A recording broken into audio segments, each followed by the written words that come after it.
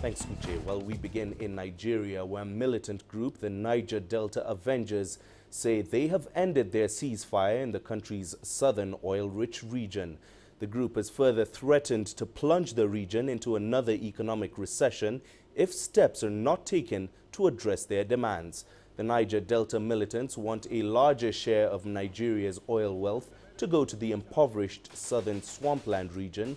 There have been no substantial attacks by any groups in the region since January. But attacks in 2016 cut Nigeria's oil production to its lowest level in at least 30 years. Nigeria relies on crude oil sales for 2/3 of government revenue and most of its foreign exchange.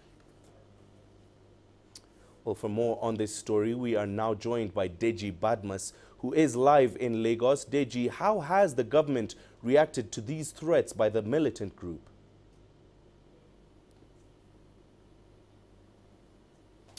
Well, Mahia, there has been no reaction yet from the government, but that is quite typical. Usually when this kind of thing happens, when threats like this are issued, the government doesn't react openly. But what I know would be going on at this moment is that the government would be trying to reach out to some of these groups now through its several back channels now. There's no question at all that that will be going on because this threat is quite significant. The fact is that the country is now making some progress, thanks, of course, to the increase in the output of oil from the Niger Delta region. So certainly it's not the kind of thing that this country needs at the moment. The government doesn't need it. It definitely would affect the economy of this country if we go back to what we had early last year when the militants were blowing up pipelines all over the place.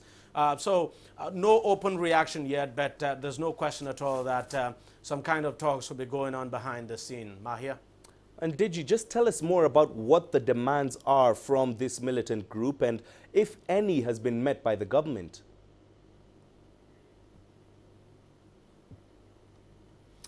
Well, to be candid, it's difficult for anyone to tell you basically, give you a list of what their demands are.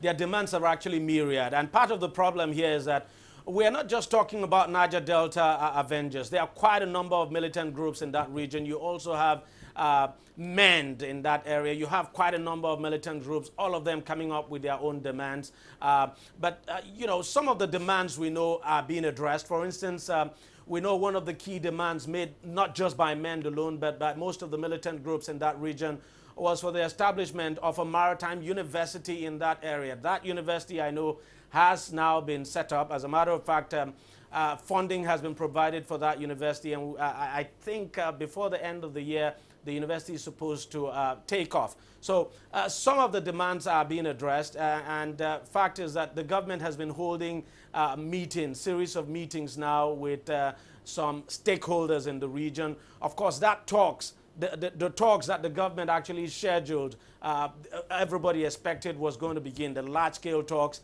That has not happened. We don't know why that hasn't happened yet. Well, some of the demands are being addressed, but fact is that the government needs to speed up, negotiations with the different groups in that region. The government needs to open up, wider talks now with the various stakeholders in that region. And I think part of the reasons why the Avengers are doing this is just because those talks now are yet to begin fully. And then they're also complaining that some of the people that the government has been talking with are not actually representatives of the Avengers now. But, we just have to wait and see how all of this plays out. Fact is that Nigeria doesn't need this. I don't think the government will want this to happen. And I think the government will do all it can to reach out to not just the Avengers now, but to the various militant groups in that region now to ensure this threat doesn't come to pass. All right, Deji, thank you very much for those updates. CGTN's Deji Badmus speaking to us live there from Lagos, Nigeria.